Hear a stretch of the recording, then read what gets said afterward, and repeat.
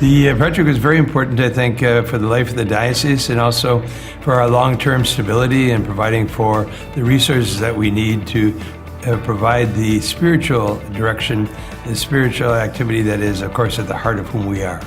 So it was very important for me personally to be able to see this accomplished, but even more so importantly, I think that the people, we enjoy tremendous support and encouragement along the line, and to see how they have risen to the occasion, it was really very dramatic and very impressive to me. So I'm grateful for all their participation and what they were able to achieve. Now we have a brand new building.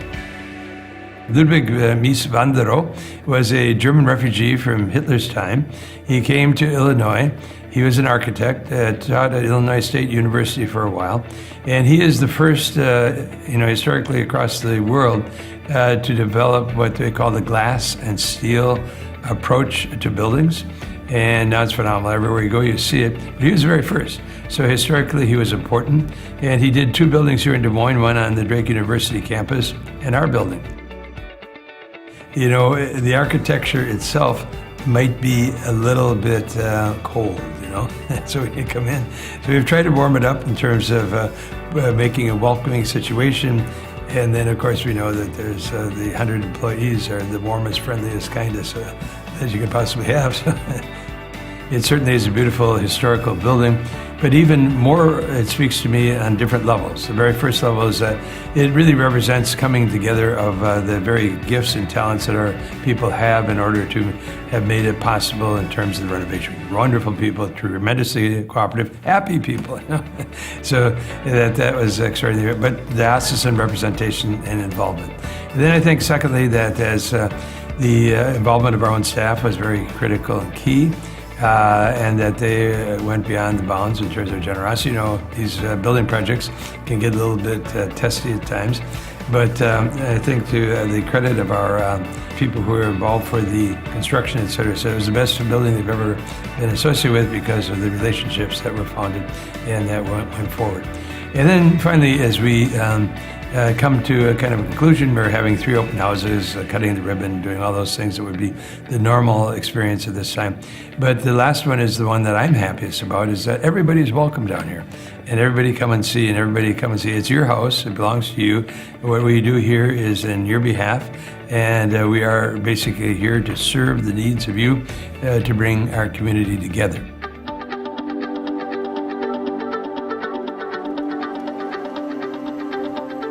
I was on the finance council of the diocese for probably 6 or 7 years now.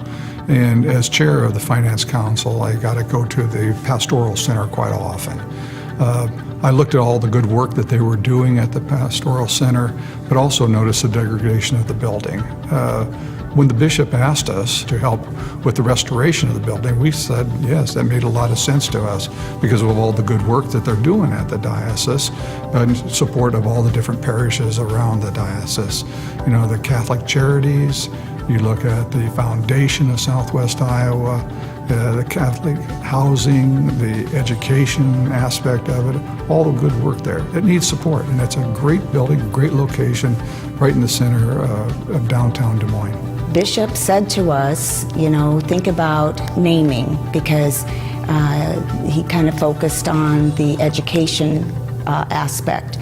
And the first person that came to our mind was Sister Jude. She's not just the principal or the chancellor, she is a very personal friend.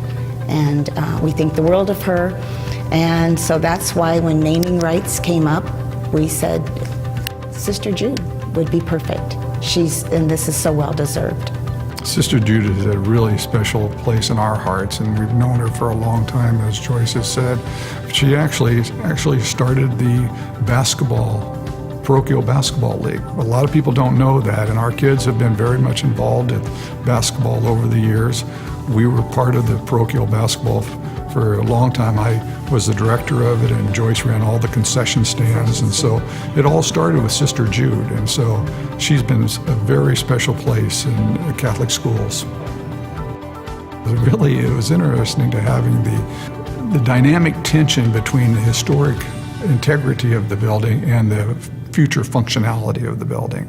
And they did an outstanding job of the restoration and came in under budget, which from the finance perspective, it was perfect.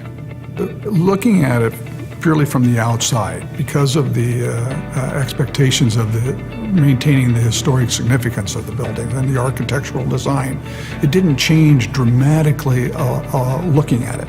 But the safety factors, for example, the tile or the stone out front, the restoration of that is a safety factor. You look at the difference, the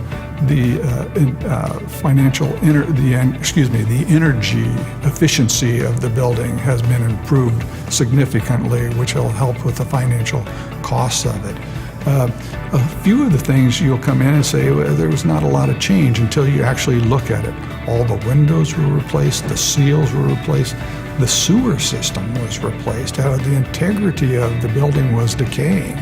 And just to restore that to a significance, it was amazing, the amount of work that was in and the detailed work that was in. I'd like to make a comment too about Bishop Pates. He's very insightful. He very bright, and we all know that, brilliant. And I think just the fact that he got the right people in the right place and got this done.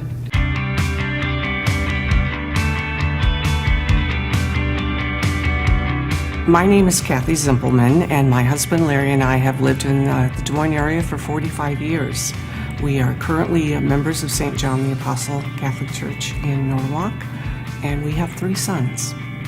When the bishop first approached us and was talking about it, he was talking about, we knew that the Pastoral Center needed renovation. We are big fans of Mies van der Rohe and his work, and so we were very glad to hear that the bishop was going to stay downtown.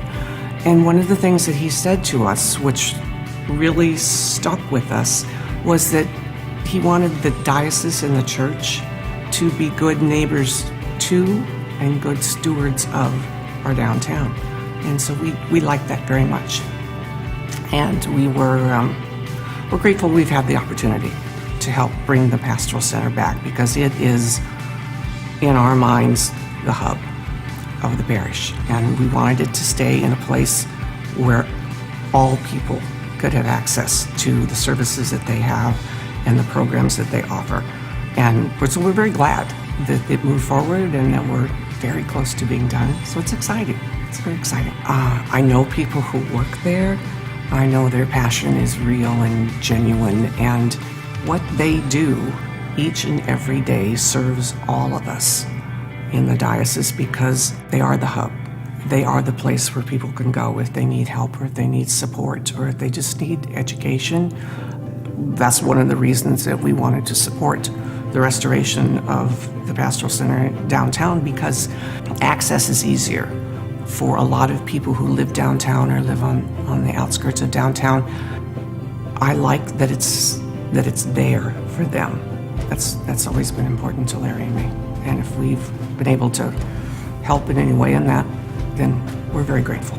There's a lot of exciting things going on in downtown Des Moines, and as Bishop said, he wants the diocese and the church to be good neighbors. And that was, Larry and I loved hearing that, because that's what we want to. That's what principals always wanted as well, just to be good stewards of our city. Larry and I sponsored the plaza because we loved the bishop's ideas for the plaza. He wants to have an open space where people could come and feel welcome. There will be music and celebrations and concerts, and people will be able to use it in conjunction with other things going on downtown, and Larry and I like that very much. It is our hope, because it is named for our family, that families all over Central Iowa, all over the diocese, will feel welcome to come to the plaza. And it is also our hope that our children and grandchildren will be able to come there and see a part of their legacy.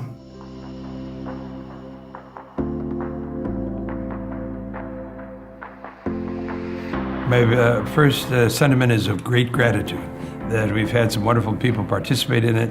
The Blue Ribbon Committee, all of those from our staff who have been very instrumental in making it such a success.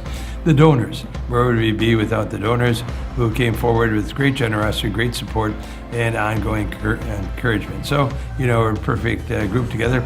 Also, our priests and our deacons and all those who are serving in our parishes. Along the way, we're very curious. How is it coming? When we come and see it, and recognizing the value of it. And it's extraordinarily important that we welcome those who are refugees, part of our community today because of the immigration welcome that was given to them through Catholic Charities. Also the Hispanics, all the others, come, it's your church, our community, and ones that we hope to, through that, the instrumentality, say, we are the face of Christ. We are the face of love. We are the face of the one body that Jesus intends us to be to the world. That, as Pope Francis so often says, we can bring a little joy. We can bring a little hope. We can bring, rejoicing, because that's who we are as Christians. That's who we are, hopefully, as Catholics. And hope, just to a small extent, I hope that building symbolizes that posture.